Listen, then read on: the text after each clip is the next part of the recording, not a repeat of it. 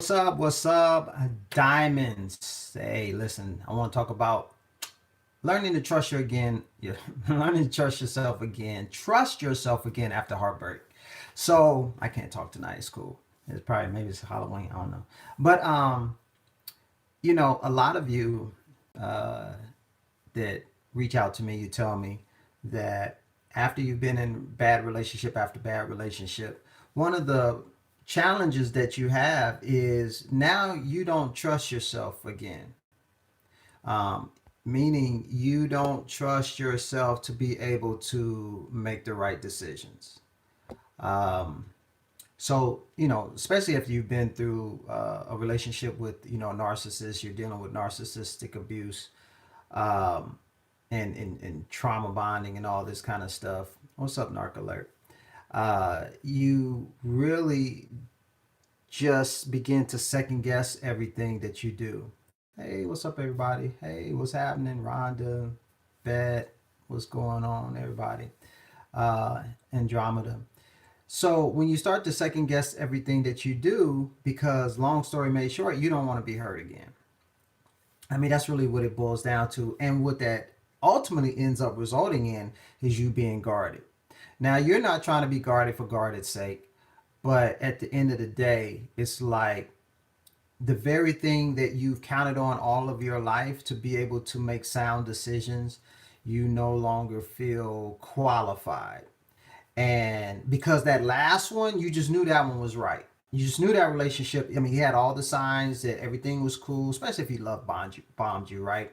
And he was doing everything right, and you were feeling great, and you could not have been more wrong.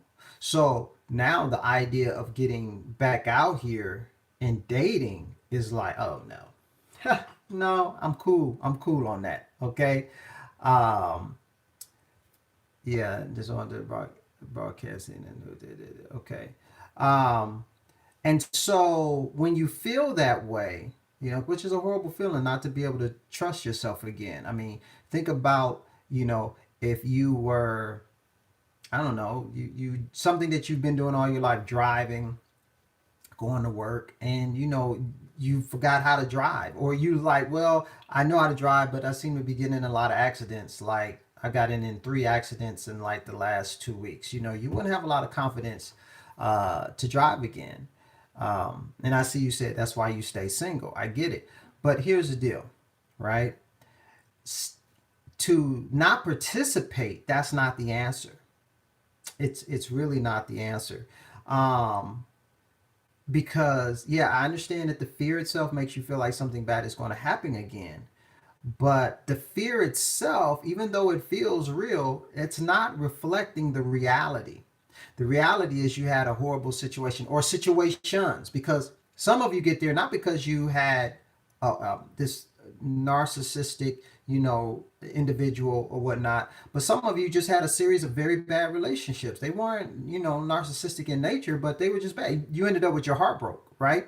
You're like, you know what? I'm cool on this. I don't seem to do it well. I'm good. I got a lot of peace and quiet, with it just being me. So I'm going to hang out with me for like the next 30 years. Okay.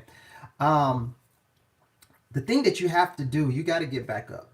You got it. I mean, it's like anything else. Now I know I'm already making some of y'all have a lot of anxiety, but you have. It's just like if you ride the bike. Y'all learn to do different things, and you didn't succeed the first time, the second time.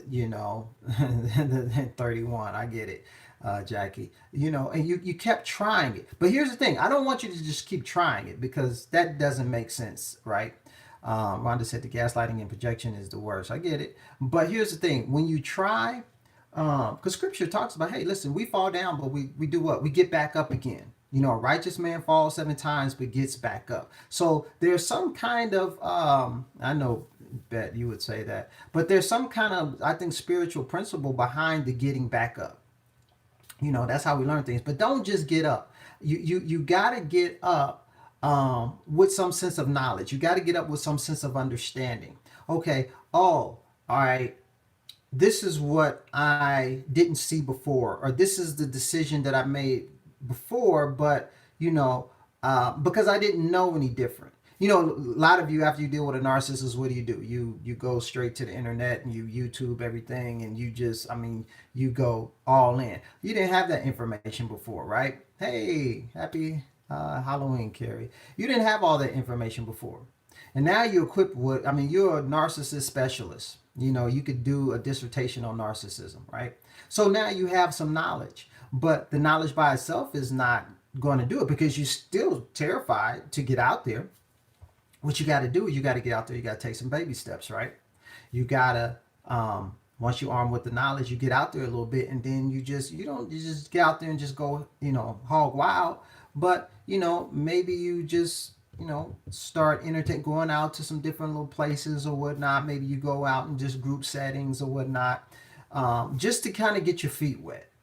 Because I guarantee you that if you don't do anything, 9 times out of 10, nothing's going to change. And even for some of you, I know even if a guy approach you, you listen, he ain't going to see none of you but like the back of you and the bottom of your feet, because you're going to be running so fast in the opposite direction, right? But once you get back out there again and you start making little decisions, small decisions where you see some success, then you get some confidence, right? And that's what we want, because what has happened, you've lost your confidence.